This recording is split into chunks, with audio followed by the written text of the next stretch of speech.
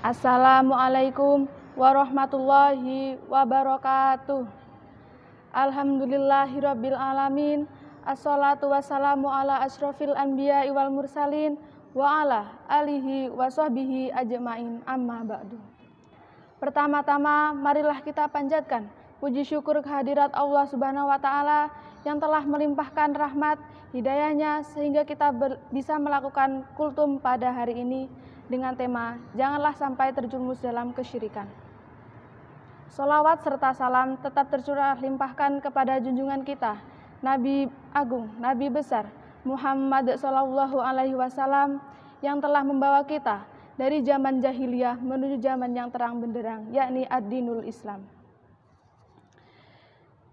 Teman-teman sekalian, kita ketahui bahwa tujuan utama penciptaan kita di dunia ini adalah untuk beribadah kepada Allah Subhanahu wa taala semata. Dan sangat penting untuk diketahui bahwa ibadah yang kita lakukan akan menjadi sia-sia apabila tercampur dengan kemusyrikan.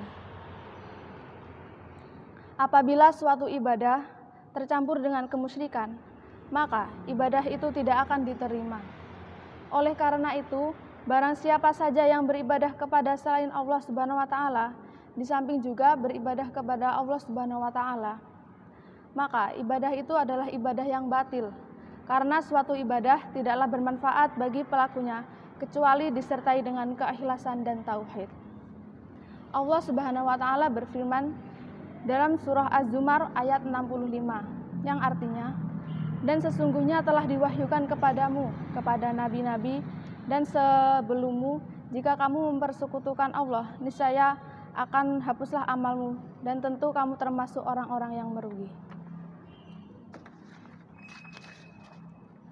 Untuk lebih mendekatkan pemahaman kita tentang hari ini, Syekh Muhammad At-Tamimi rahimahullah membuat suatu ilustrasi tentang kedudukan tauhid dan ikhlas dalam beribadah.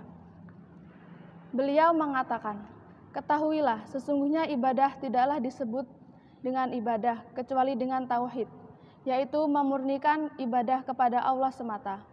Bagaimana sholat tidaklah disebut sebagai sholat kecuali dalam keadaan bersuci atau toharoh. Apabila ibadah dimasuki syirik, maka ibadah itu batal sebagai hadas yang masuk ke dalam toharoh.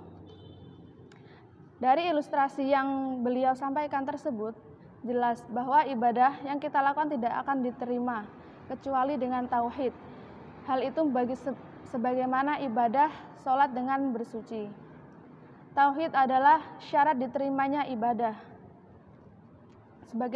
Sebagaimana bersuci adalah sholat sah ibadah sholat. Sebagaimana sholat tidak sah jika tidak dalam kondisi suci. Demikian pula ibadah tidak akan sah jika tidak disertai dengan tauhid. Meskipun dahinya terdapat tanda bekas sujud, berpuasa, atau rajin sholat malam, karena semua ibadah tersebut syaratnya adalah ikhlas dan tidak menyekutukan Allah. Apabila terdapat satu saja ibadah tersebut yang dicampuri dengan kemusyrikan, maka seluruh ibadah yang pernah dia lakukan batal dan hilanglah semua pahalanya. Oleh karena itu, di dalam banyak ayat Allah Ta'ala mengumpulkan antara perintah untuk beribadah kepada Allah Subhanahu wa taala dengan perintah untuk menjauhi perbuatan syirik. Allah Subhanahu wa taala berfirman dalam surah An-Nisa ayat 36 yang artinya, sembahlah Allah dan janganlah kamu mempersekutukannya dengan suatu apapun. Ketika Allah melarang kita untuk berbuat syirik, maka hal itu menunjukkan bahwa Allah Subhanahu wa taala tidak ridho disekutukan dengan apapun dalam hal beribadah kepadanya. Rasulullah Shallallahu Alaihi Wasallam bersabda, yang artinya Allah Subhanahu Wa Taala berfirman, aku tidaklah butuh adanya tandingan-tandingan. Barang siapa yang mengerjakan suatu amal dalam keadaan menyekutukan aku dan selain aku, maka aku akan meninggalkan dia dalam perbuatan syiriknya itu. Hadis riwayat Muslim.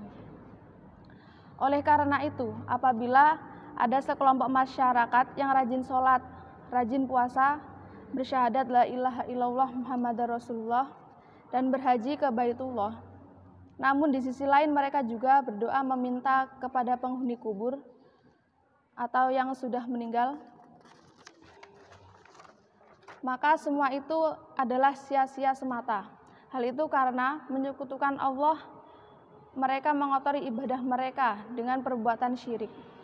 Semua amalnya adalah amal yang batil, sampai mereka bertaubat, mentauhidkan Allah dalam ibadahnya, dan mengikhlaskan ibadahnya hanya kepada Allah semata. Allah tidak akan pernah ridho dengan kemusyrikan, meskipun yang dijadikan sebagai sekutu itu adalah malaikat yang paling mulia. Lalu bagaimana jika yang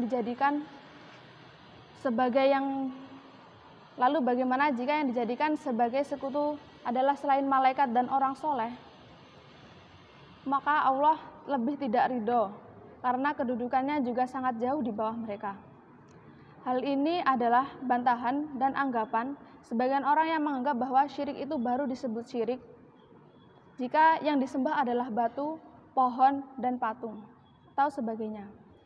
Adapun juga yang menganggap bahwa yang disembah adalah malaikat, nabi, atau orang soleh, maka itu disebut bukan syirik.